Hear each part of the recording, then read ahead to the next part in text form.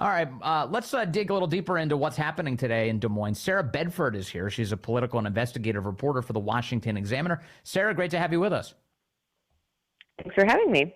It's fascinating to listen to these candidates. I played a couple already: Tim Scott, Asa Hutchinson, Mike Pence. I know Nikki Haley just wrapped up. Why are these candidates subjecting themselves to this, and what are we learning today? I wonder if a few of them were asking themselves that same question going through the Tucker treatment, because he sort of drilled down on a lot of the issues that Republican primary voters care about: transgender care for children, the U.S. support for the war in Ukraine, that a lot of mainstream media interviewers aren't asking them about because they don't really understand where the new right is on all this stuff. But Tucker does. And he sort of exposed the lack of a really coherent position on some of those key issues in some of these candidates. I think it's been a really fascinating exercise to watch. What I'm confused by is how unprepared these candidates seem to be for the interviewer. It's not like there's a shortage of game tape footage of Tucker and his positions and the types of questions he might ask, and yet they got up on stage and seem utterly bewildered that he's asking these questions. Why? That's a great question. I mean, Tucker is not exactly an unknown quantity. I mean, to watch Asa Hutchinson go up and try to sort of split the baby in terms of the support that he has for some types of transgender treatment for minors, but not others, and then not expect that view to sort of be dissected, or to have, Tim Scott pressed on what is the end game in Ukraine, and to not have an answer ready when these are sort of the points of interest that Tucker has, but also not just Tucker. I mean, a lot of Republican primary voters, as opposed to Republican congressional members, are really opposed to how much money the U.S. is sending to Ukraine, and really want to understand why it is that this is necessary. And if there's not an end game, why should it continue? And those candidates didn't seem to have clear answers for that. Yeah, I mean, Tucker's primary consideration throughout this has always been, okay, what's the rationale for our support and what's the end game? And there are no clear answers on that subject, and it is infuriating as just a normal person to hear all of this, who sends his taxpayer money to Washington on an annual basis, and have to listen to all this and go, wait a second, you're not even going to give me a rationale for this? And meanwhile, Tucker keeps on raising all of these domestic considerations and pointing out our country's falling apart. I noticed homelessness and our collapsing border and all of the deaths due to fentanyl have been top of mind for Tucker today. Do you get the impression that they are also top of mind for the candidates? I think that a lot of these candidates aren't linking the two, even though in many Americans' minds they are linked, right? A lot of the candidates are, sort of locked into the think tank talking points about what it means for sovereignty or American interest to be engaged in Ukraine, but they don't see the connections that normal people make walking to work through the city that they might commute to, seeing all this homelessness and blight, and wondering why he just saw a headline that another $10 billion of cluster munitions were sent to Ukraine when there's not enough money to clean up the open drug use outside his office. And I think that's something that a lot of politicians in Washington aren't recognizing, that people are drawing connections between those two things, and you can't disentangle them for, some academic esoteric reasons for why we should be engaged in Ukraine. People want to know the real straight answer. Yes, of course. Do you get the impression that any of the candidates improved their position in the primary today? Almost none of them, with an asterisk that I thought that it's interesting to watch how good at retail politics Tim Scott is.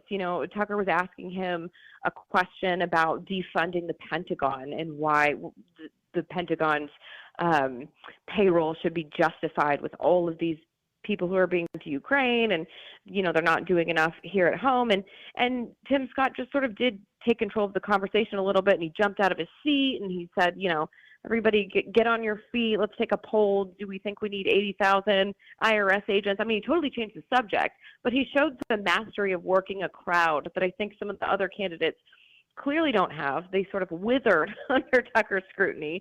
But I didn't really see that in Tim Scott, even if substantively he wasn't quite there. I think charisma-wise, it's interesting to see that Tim Scott is sort of a sleeper talent in that arena. Interesting. So Donald Trump not participating today. The explanation from his campaign, as it so often is for any political figure, is well scheduling conflict. What do you make of Trump being excluded from this by his own decision? And is it important? I mean, Trump does have such a huge lead right now, according to all available polling. Maybe really there's only downside potentially to being on that stage. Right. I mean, I think that would be the rationale of him skipping the first date as well, right? I'm 30 points ahead of everyone else. So why would I put myself in a position that could only weaken me from here? I do think over time, though, as you see these other candidates get time and eyeballs on their positions and having the opportunity to sort of expound on what they believe in and really build their brand and their message, and the more that Donald Trump forfeits that, I think that he could lose some of that ground, right? I mean, ask yourself what Donald Trump is really running on this time around. Do you know what exactly he's running on besides his grievance about the 2020 election? Do you know where he stands on abortion, where the line should be drawn? Do we know really what he thinks about what should happen in Ukraine? The answer is we don't know any of those things about his positions, and it'll be harder and harder for him to just run inertia as we get further into the primary and other candidates have put their cards on the table on those issues. Although, let me use Ukraine as an example among the issues. Donald Trump at least has the clearest end state in mind out of any of the candidates. Now, you may, of course, quibble over how he would accomplish this. He claims that he would end the war in 24 hours, and of course, you'd have to see it to believe it. But he says that the outcome he's angling for is peace. He wants to stop the dying. That's his position. That is, as short and sweet as that is, more pronounced than anything I've heard from any of these other candidates. Well, I mean, I think Vivek Ramaswamy, who's obviously a second-tier candidate, is still pulling below everyone, although he has started to make some progress. Yes. Does have a pretty full-formed view on that. He said, he'd sort of leverage the incentive to get Russia away from the Russo-China alliance that they have and sort of incentivize Russia to come to the table. So there are other candidates who are saying how they would do it. But I mean, again, Donald Trump saying he'd end it in 24 hours, but how and why and where would the borders be? That hasn't been fleshed out, and he's not subjecting himself to any opportunities to flesh that out. Yeah, it is funny though. Through the years, I can just imagine Trump's answers. If you had the opportunity, Sarah, right now to ask him that, well, give us the specifics. How would you do that? Well, I can't tell you because that's how we make this deal. I got to keep it a secret, because I got to keep my cards close to the vest. It's kind of the Trump way. But it does feel like today really is some sort of meaningful moment in this primary where these candidates are finally on stage. They're finally subjected to something more than just like a warm conversation. And now we are just over a month away from that first debate. It's coming at us very quickly. That's right. And I think, it's interesting. Something dramatic has to happen to shake up the dynamics, right? Has led consistently by significant double-digit margin for months now, and it seems like the regular rhythm of campaigning is not going to shake that up. So something dramatic has to happen. Someone has to have a breakout moment in the debate or in one of these forums. And, once we start getting into these set pieces, so to speak, these opportunities with a lot of a big spotlight shown on them for candidates to differentiate themselves or to humiliate themselves, either one, we might start to see those dynamics change. So lastly, I'm seeing fundraising totals today because the second quarter is concluded and now we're starting to get some of these candidate fundraising totals. Biden and the associated vehicles around him, the DNC, but specifically the fundraising for his presidential campaign, is $72 million in the second quarter. This is a massive amount of money. Between Donald Trump and Ron DeSantis and their affiliated organizations, $55 million combined.